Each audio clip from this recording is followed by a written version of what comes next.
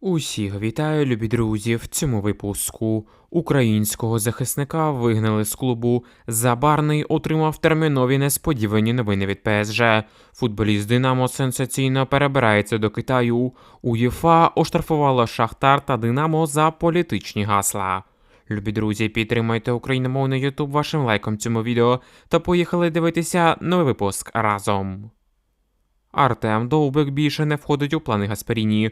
Рома працює над продажем українця. Форвард римської Роми Артем Довбик ризикує покинути клуб у зимове трансферне вікно, повідомляє інсайдер Ніколо Скіра. За інформацією джерела, 28-річний українець більше не входить у плани головного тренера команди Джан П'єро Гасперіні. Рома працює над продажем нападника, якого протягом останніх днів пропонували Евертону, Сандерленду і Вестхему. На рахунку Довбика в цьому сезоні 2 голи та 2 асисти у 14 матчах. Артему треба було ще влітку тікати з італійського клубу. Рома останнім часом переживає не найкращі часи, як з ігрової точки зору, так і з точки зору управління клубом. І взагалі прихід до цієї команди для Довбика був великою помилкою. Не треба було йти в серію А. Тим паче Артемом цікавилися інші клуби Ла Ліги та АПЛ, коли він грав за Жирону. Справа в тому, що італійський футбол заточений на грі на оборону. Тут забивають дуже мало м'ячів, а поєдинки не особливо видовищні. В той час, як в Ла Лізі і навіть в теперішній АПЛ більш динамічний та атакувальний футбол, а тому Довбик повинен почувати себе в цих лігах як у своїй тарілці. І той самий Евертон або Сандерленд – це гарні варіанти для нашого українського Холланда. Друзі, ставте лайк цьому відео, якщо також вважаєте помилкою трансфер Довбика у Рому. А також пишіть в коментарях, в якій команді та лізі ви б хотіли побачити нашого топ-бомбардира. Головний тренер Шахтаря Арда Туран заявив, що гірники повинні виграти Лігу конференцій у цьому році. Цитуємо турецького тренера. Минулого року Челсі виграв цей турнір. Ми хочемо повторити їх долю. Я дуже позитивно оцінюю роботу своїх гравців і щиро дуже радий цьому. У нас було 6 місяців, дуже важких з довгими переїздами. Ми мали поїздки тривалістю до 16 годин. Тому потрібно виявляти повагу до футболу, бо він має чимало сюрпризів. Я пам'ятаю багато титулів, програних у матчах з невеликими клубами. Знаємо, де ми наразі є, і це робить нас справді щасливими. Якщо запитати, що мене найбільше хвилює і до чого я прагну, то це перемога в лізі конференції, сказав тренер Шахтаря Арда Туран. При всій повазі до нинішнього Шахтаря, але ця команда ще дуже сира, щоб боротися за європейські трофеї, навіть за Лігу конференції. Так, у цьому Єврокубку немає топ-команд, але навіть організовані середняки здатні зробити проблеми Шахтарю. Це ми бачили і на прикладі Панатінайкоса, і на прикладі Сервета, Легії та тієї самої Рієки. Шахтар після продажу Кевіна та Судакова, а також травми Алісона дуже ослаб. І зараз не виглядає збалансованою командою, яка здатна на великі перемоги. Можливо, взимку щось зміниться, і команда Турана знову нагадає нам ті суперматчі проти Бешикташу та зуміє вийти хоча б до півфіналу Ліги конференцій. Тим паче жереб це дозволяє. Але от далі у півфіналі вже точно буде команда з топ-чемпіонату. І поки, на жаль, для Шахтаря та усього українського футболу не зрозуміло, як команда Турана збирається перемагати умовний Крістал Пелас або той самий Страсбург. Друзі, а як ви думаєте, чи є у Шахтаря шанси перемогти у Лізі конференції?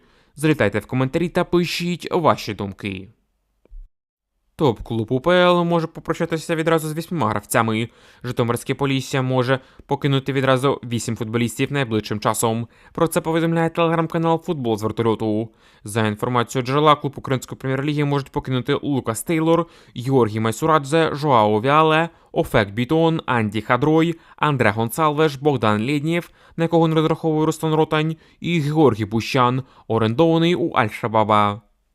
Нагадаємо, після 16 зіграних матчів Полісся йде третім у чемпіонаті України. Матчі в своєму активі 30 балів. Нарешті Полісся починає реально розвиватися у тому напрямку, який треба. Після запрошення незрозумілих тренерів та купи непотрібних футболістів, зараз у Поліссі потихеньку все налагоджується. Велика заслуга в цьому безпосередньо тренера команди Руслана Ротаня.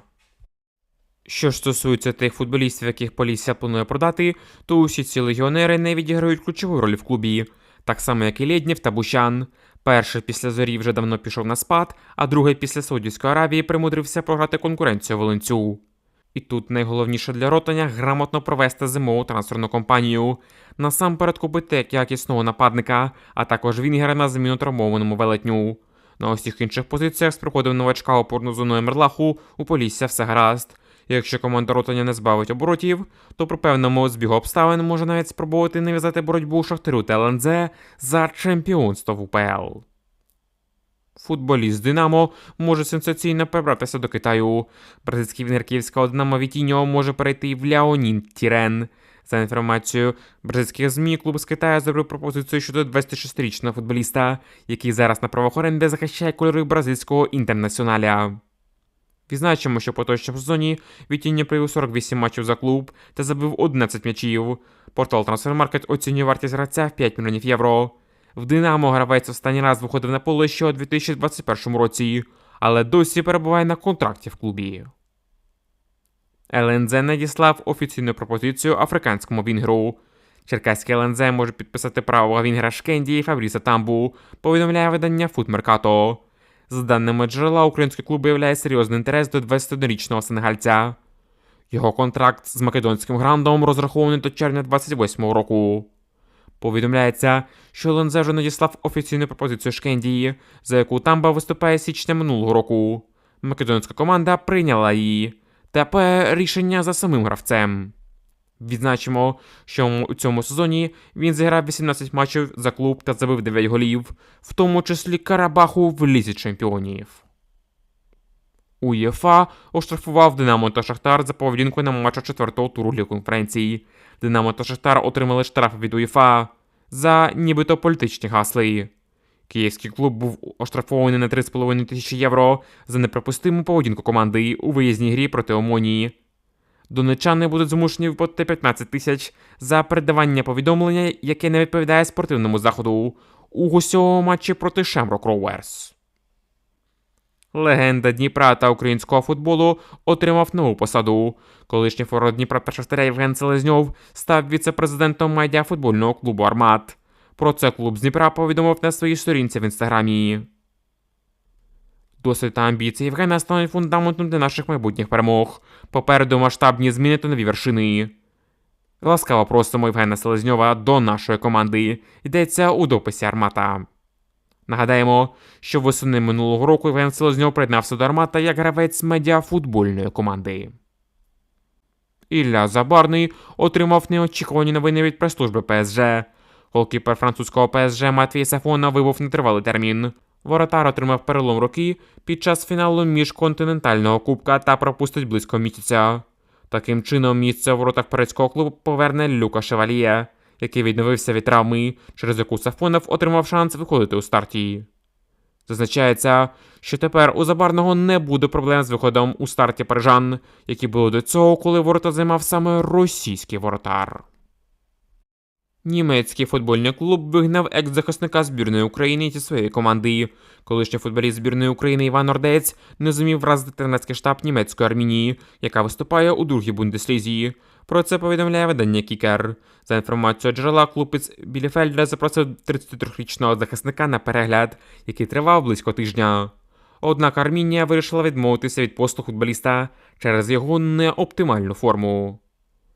Нагадаємо, на початку повномасштабного вторгнення виник скандал через позицію Ордеця, який продовжував виступати у складі московського «Динамо» і навіть брав участь в корпоративах команди. Останнім клубом українця був німецький Бохум, який він залишив у липні 25-го року на правах вільного агента. Любі друзі, а у нас на цьому все. Дякую вам за ефір. Поставте, будь ласка, лайк цьому відео та підпишіться на канал. До нових зустрічей. Бережіть себе та Україну!